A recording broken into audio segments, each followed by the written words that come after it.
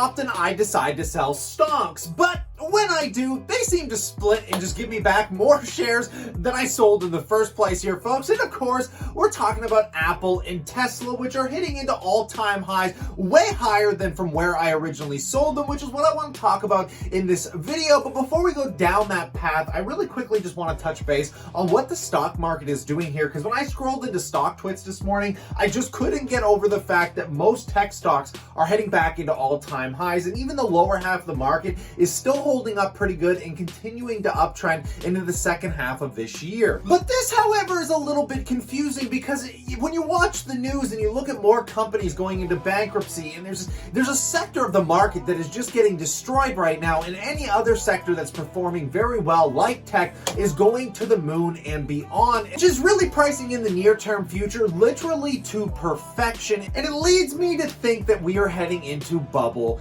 territory here, folks. Now, how do we decide what a bubble is in the stock market? Because I mean, these stocks are making money and therefore they should keep going up. But the problem is that they're going up at a pace that doesn't match the valuation aspect. And I can only show this to you by looking at the S&P 500 PE. It currently sits at 29, is continuing to trend upwards. Is not a good sign for long-term investors in the market because it means we're increasingly paying more for companies. And right now, the PE ratio is going up faster than companies' earnings. Even with how well tech is doing, this is not an overall good sign for investors because it means the near-term future is getting almost priced to perfection in the market. And I'm talking about the near term in 5 to 10 years from now, which generally means everything has to keep going right on these companies like Apple, Microsoft, Amazon, Facebook, Tesla. For as long as investors are willing to pay these premiums for these companies, this PE is going to keep going up and it's going to keep pushing us into what I might start considering is bubble territory here. And the last major spike we had in a PE multiple was back in the 2008 financial crisis,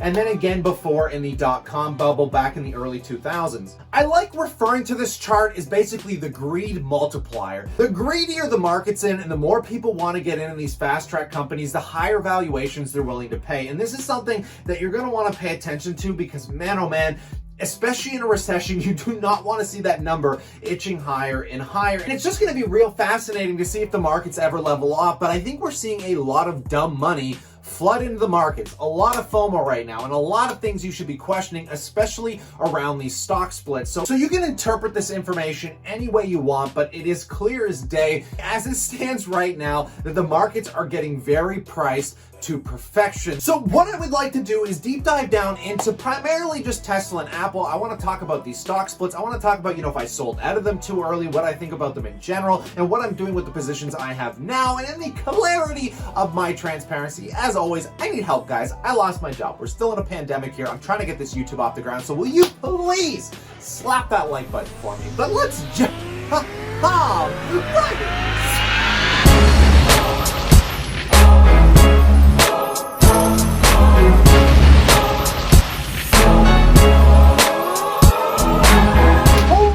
Back, my passive income investors alike, to a nice, relaxing Thursday as I continue to watch my six-figure dividend stock portfolio continue into all-time highs. I swear to God, every single day I look at my portfolio, it's itching up another $1,000, another $1,000, never pulling back. There could be an asteroid could strike down on Earth, and that's not going to bring the markets down, apparently, with how happy people are buying in at these levels. So what I would like to do really quick is we're going to talk about these stock splits because people are getting hyped up in this news. I don't understand it because stock splits don't change the valuations of companies, but apparently it changes the psychology of how people invest into them. And obviously taking a look at Tesla, which is trying to push into all-time highs, backing up 10% just in the last 5 days alone and sitting just above where I sold it at. I sold, I think, 4 shares at around $1,600 a share, which I got hounded out a little bit on, even though Tesla dropped to $1,400. A lot of people said, you're going to come back, you're going to be regretting it. And I'm not saying I'm regretting it here because I put a lot of that money into Pepsi and Johnson & Johnson, which we'll see in a second here, and I'll comment on that in a little bit. But let's talk about Apple as well. So Apple, I think, announced the stock split a little while back, but taking a look at just the 1 month performance here, folks, I mean, Apple is up 21% in just the last month. of 35 times its earnings. And to put that in really simple perspective here, folks, because a lot of people don't understand PE ratios. Essentially, in simple terms, it would take Apple 35 years if they don't make $1 more than they are right now and their entire income and revenues just stabilize off. You will be waiting 35 years to get a full rate of return just out of the earnings capability that Apple has. You got to think, going back, like, what, 3-4 years ago, I think Apple was sitting at something like an 18 to a 20 multiple. So, I mean, investors are getting very, very bullish here. And of course, this is getting exacerbated by how great those earnings were, the fact that people need this technology to survive this pandemic at home. And yeah, that's great, but is that going to continue moving forward? And that is the real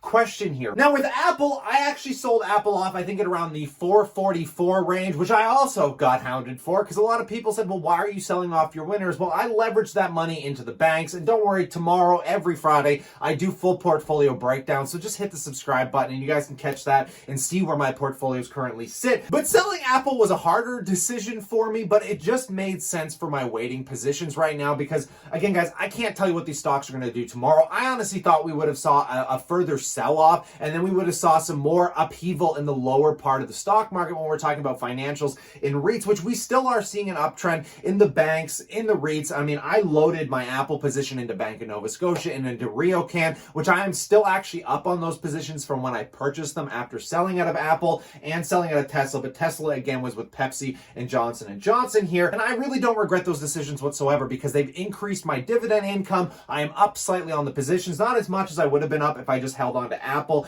Tesla still would have been flat. We're really only talking about maybe not even $1,000 in fluctuations if I was still holding on to them, but I am much happier bringing up the lower half of my portfolio that nobody likes, because I'm a value investor and I look for value, which I see in REITs, I see in banks. You don't have to agree with me. I don't recommend you buy the stocks that I buy. This is just me offering some insights and entertainment to how I actually manage my own portfolio here, folks. But let's just talk about these stock splits in general and what I think about them, because I think it is really shining a light on what I'm going to call dumb money, or the psychological circumstances on how people perceive these stock splits. Because a lot of people get bullish around stock splits because essentially it gives lower end investors, people that just don't have a lot of money, better access to actually owning an entire share. And you would have thought with M1 Finance fractional share buying, people would be fine just buying the fractional shares. But I have been listening to investors that would still rather own full shares than fractional shares. And obviously this is going to give them an opportunity to do so, which I think is an incredible thing. That is a good positive thing for stock splits.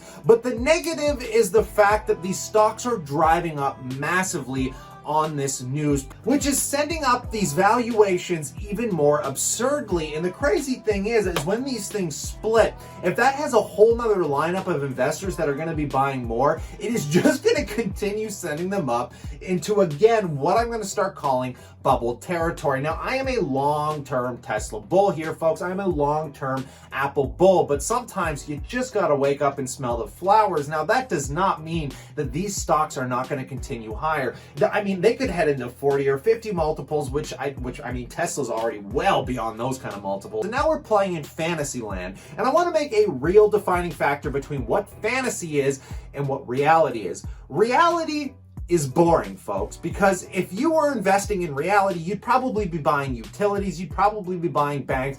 But let's be real, they're not making anybody money, and nobody wants to talk about them, and nobody's really buying them. All investors just want to talk about Facebook, Apple, Tesla, these things that just keep going up and up and up and up. Now, the problem is we've completely shifted away from fundamental analysis, and we're moving into fantasy land. And if you want to watch some great videos, I mean, go watch Galileo from Hyperchain. She was just on Yahoo Finance giving this incredible bull case on Tesla, which is great. I mean, Tesla has an incredible bull case, great manager, endless ways to really make money, but the problem is they're not there yet. And I don't want to compare it to the MJ sector, but it's the only thing that has been really recent that's really easy to compare it to. And it's the fact that you don't understand how they're going to make money in the future. And right now we can only fantasize. And when we're talking about self-driving, yeah, they could start a whole self-driving taxi network that could be worth hundreds of billions a year in income and this and that. But It hasn't happened yet, and it's a very fruitful idea, but that's where you have to realize speculation versus actual fundamental investing. Now, I place speculative bets on imaginative futures that I want to see happen with things like MindMed,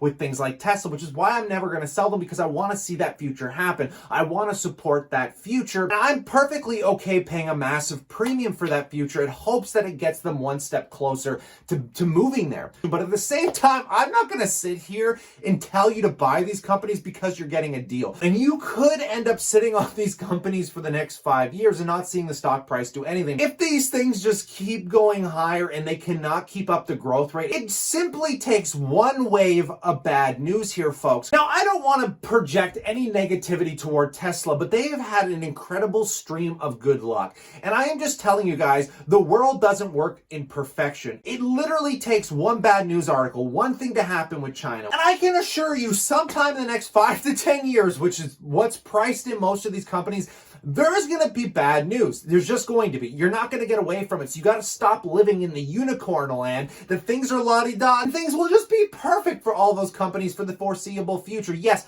I want that reality, but I'm not going to bank all of my money on it and bet the entire farm here. So let's just take a look at my positions as they stand in this very moment, as I currently have about $9,800 sitting in Tesla. If I were to liquidate it today, I currently have 6 shares. And you might remember when I first bought Tesla, I had a total of 20 shares. I liquidated half of them around that $800 range, and in which, when Tesla just soared up over $1,600, I ended up selling another 4 shares at $1,600, and this has been over the last, I think, 3 to 6 months. I couldn't exactly pinpoint those moments when I did it, but now we're back to a position where they're going to be doing a 1-to-5 stock split, which essentially means my 6 shares become around 30 shares, which means I'm going to end up with way more shares than I even started with. And just taking a look at Apple as well. Now, Apple's doing a 1-to-4 split, in which I currently still hold 30 shares, which means those 30 shares are going to become something like 120. And at this point, I'm honestly ready to just sit back and kind of watch the markets unfold here, folks. There's only one stock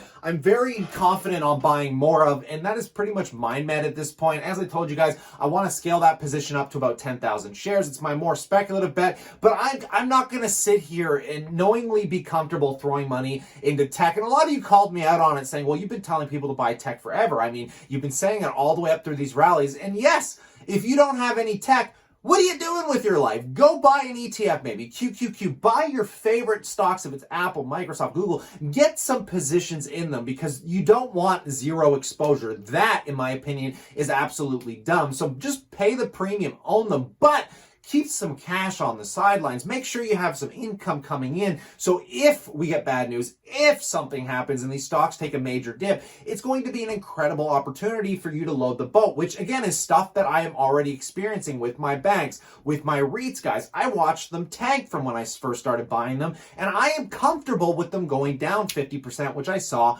with RioCan. And I keep telling you guys that you have to be aware. I can't tell you what these stock prices are going to do today or tomorrow. They could literally drop 30% again, 50% again. None of us know. So when you buy any companies, you have to be aware and comfortable with that reality. And I am very happy with the more speculative bets, I guess you could say, that I'm making on RioCan, that I'm making on my Bank of Nova Scotia and my other financials. And what I'm going to do now is just set up drips and basically stack cash, and obviously buy a little bit of MindMed. And right now it seems more wise for me to be dedicating time and capital to my businesses, our websites, and my YouTube channel here for you guys. I want to keep making sure I'm bringing quality content. So just be cautious with your portfolio. Make sure you guys constantly have cash, because like I said, this is a long game. It is not a short game. So if you're buying them today, make sure you got a planned future of income so you can always be throwing something at the portfolio. I will always be a long-term buyer of stocks, and I'm going to keep doing my research to maybe even find another company to add to the portfolio. But for right now, if you own the right stocks,